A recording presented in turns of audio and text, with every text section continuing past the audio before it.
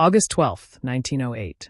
That is the date most people remember if they remember anything about the Ford Model T at all. The day Henry Ford unveiled the car that would put America on wheels and change transportation forever. A nice story. A tidy piece of automotive history. The kind of thing that gets mentioned in passing in a high school textbook and promptly forgotten. Except that story is not what happened. Not really. The Model T did not change transportation. It changed manufacturing. It changed the relationship between human beings and the machines they built. It changed what a factory was, what a worker was, what a product was, and what a consumer was. And it did all of this not because Henry Ford invented a better car, but because he invented a better way of making anything at all. This is the story of the day machines woke up. Not in the science fiction sense. In the industrial sense.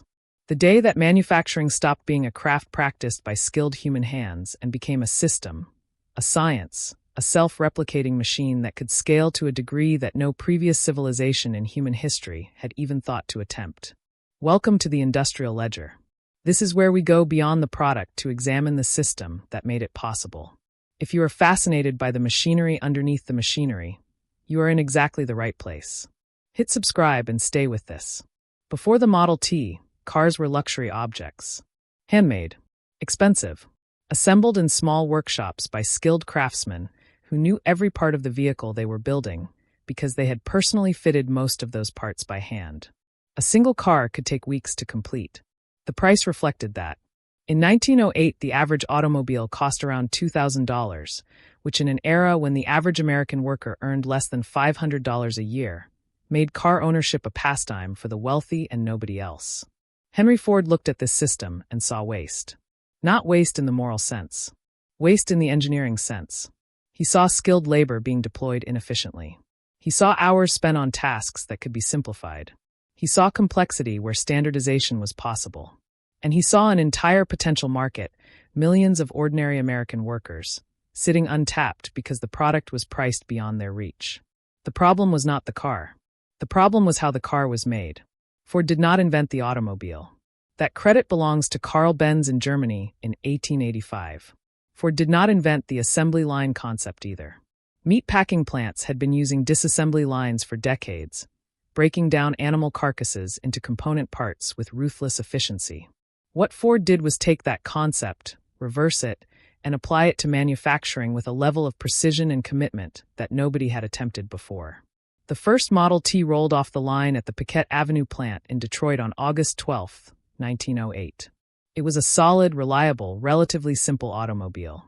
4 cylinders, 20 horsepower, a top speed of around 45 miles per hour. It was not the fastest car on the market. It was not the most luxurious. It was not even particularly innovative in its engineering. What it was, and this is the detail that mattered, was designed from the beginning to be manufactured at scale.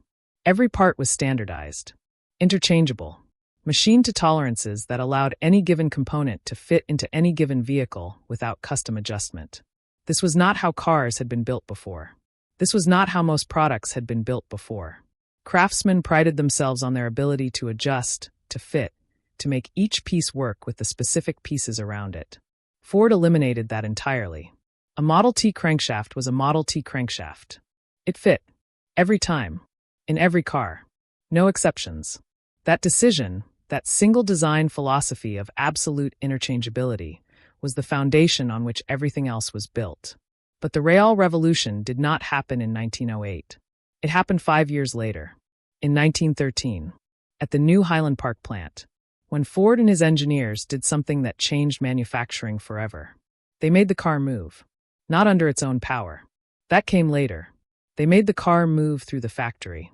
Instead of workers walking to the vehicle and assembling it in place, the vehicle moved past the workers on a continuously moving belt, and each worker performed a single task, over and over, as each chassis rolled past their station.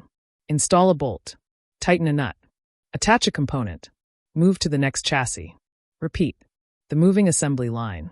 The numbers that resulted from this change are almost difficult to believe even when you see them written down. Before the assembly line, it took 12.5 hours to assemble a single Model T. After the assembly line, it took 93 minutes.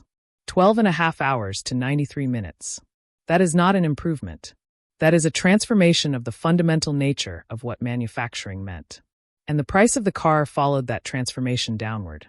In 1908, the Model T cost $850.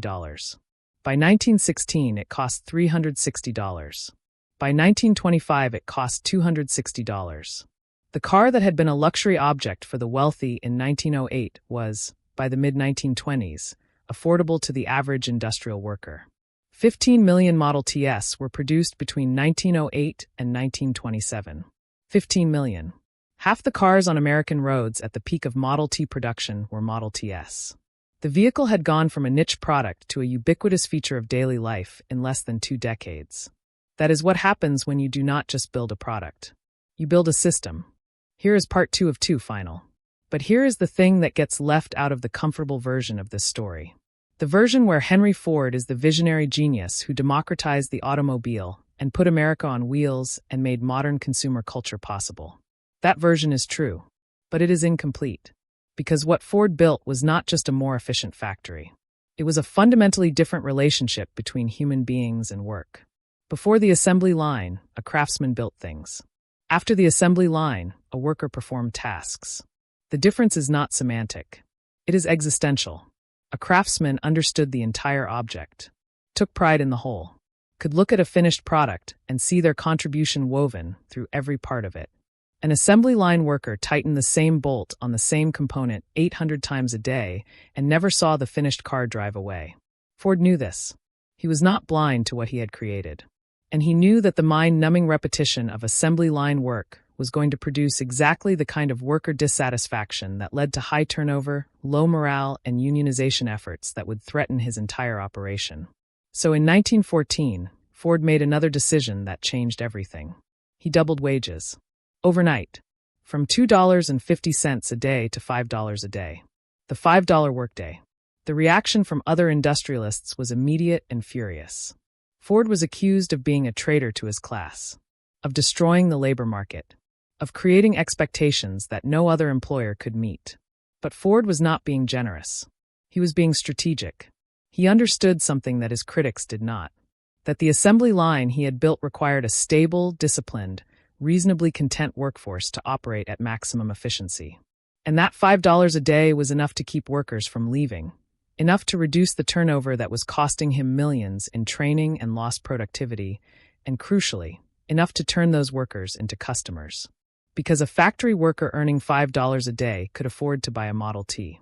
And the more Model Ts Ford sold, the more factories he needed, the more workers he employed, the more customers he created. It was a self-reinforcing cycle, an industrial feedback loop. Ford had not just built a system for manufacturing cars. He had built a system for manufacturing consumers. This is the moment. August 12th, 1908 is when the car appeared. But 1913 is when the machine woke up. When manufacturing stopped being something human beings did and became something human beings fed. When the assembly line became the template not just for automobiles, but for every mass-produced object that followed. Refrigerators, radios, televisions, washing machines, computers, phones. Every object you own that was made in a factory rather than a workshop traces its production logic back to Highland Park in 1913. The world you live in, the world of abundant cheap consumer goods, the world where ordinary people own dozens of complex manufactured objects that previous generations could never have dreamed of affording, that world was not inevitable. It was engineered by a man who looked at the way things were made, saw inefficiency, and systematically eliminated it with a ruthlessness that bordered on the inhuman. Ford was not a good man in any simple sense. He was viciously anti-union. He employed a private security force that used intimidation and violence against labor organizers. His later years were marred by anti-Semitism so overt and so public that he became a hero to the Nazi Party. The complexity of Henry Ford as a human being does not fit comfortably into the narrative of progress and innovation that we prefer to tell about industrialists. But the system he built does not care about his character. The system outlasted him. It outlasted the Model T. It outlasted the Ford Motor Company's dominance of the automotive industry. Because what he built was never really about cars. It was about the idea that anything, any product, any object, any service could be broken down into repeatable tasks, standardized, optimized, and scaled to a degree that made it accessible to everyone. That is the logic of mass production. That is the logic of consumer capitalism. That is the logic of the modern world. And it all runs on assembly lines. The day machines woke up was not the day they became conscious. It was the day they became autonomous. The day the system no longer needed a craftsman's hand to guide every step, but could run on its own logic, its own rhythm, its own inexorable forward motion, with human beings feeding it rather than directing it. If that idea unsettles you slightly, it should, because you are living inside the machine that Ford built. Every time you buy something mass-produced, affordable, and identical to a million others just like it, you are participating in the system that started on a factory floor in Detroit in 1913. The assembly line did not just make the Model T. It made you. It made the version of modern life where consumption is identity and products are ubiquitous, and the entire economy runs on the assumption that things can be made faster, cheaper, in greater volume than the generation before ever imagined. That is not a value judgment. It is an observation. The machine Ford built keeps running, and we keep feeding it, because the alternative, a world of handmade objects affordable only to the wealthy, is a world we have collectively decided we do not want to live in anymore. The industrial ledger exists to examine the systems underneath the systems. The decisions that shape the way the modern world works, for better and worse, and the people who made those decisions without asking permission. If that is the kind of conversation that keeps you awake, subscribe. Share this with someone who may be interested in the Model T. And drop a comment below. I'd love to know what you think about the video.